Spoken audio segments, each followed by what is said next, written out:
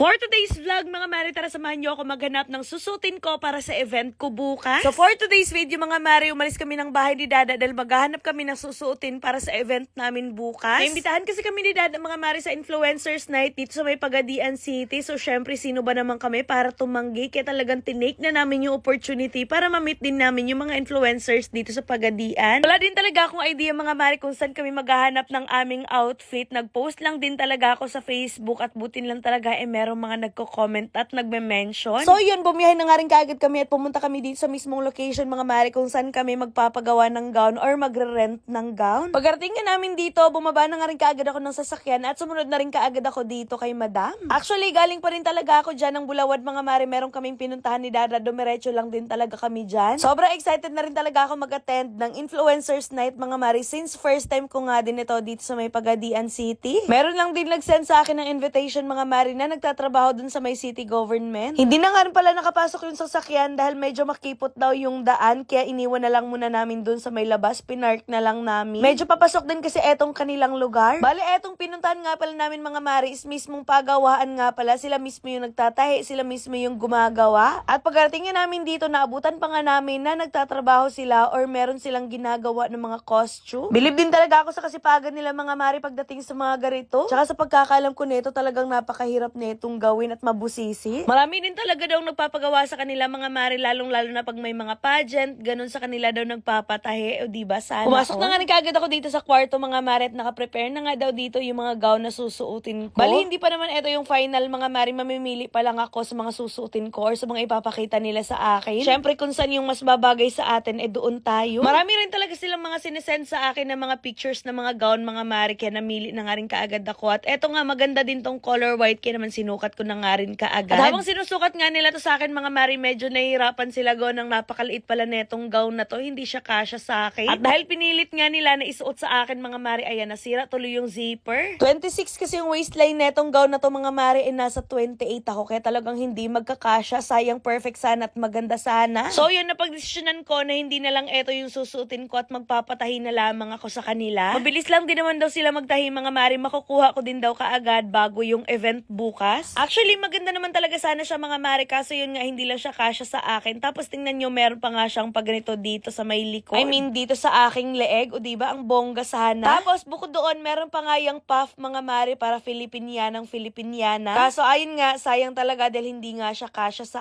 akin. Kaya napagdesisyonan ko na magpapatahi na lamang ako. Pero sa kanila pa rin ako magpapatahi, mga Mari, magbibigay lamang ako ng inspo. Oops, wag nyo na muna escape itong video na to dahil sa video nga na to, tuturuan ko kayo kung paano manalo at maglaro dito sa may Apaldo. So, dito sa may Apaldo, guys, napakaraming yung nga palang games na pwedeng pagpilian.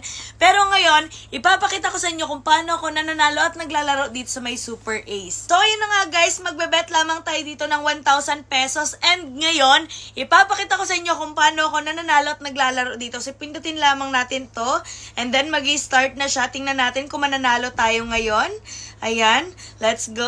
600! Ayan, nanalo tayong 600 pesos. 1-2! Nanalo ulit tayo, guys. 600 at 1-2. O, diba? Napakadali lang talaga manalo. Ay, 100! Napakadali lang talaga manalo at maglaro dito, guys.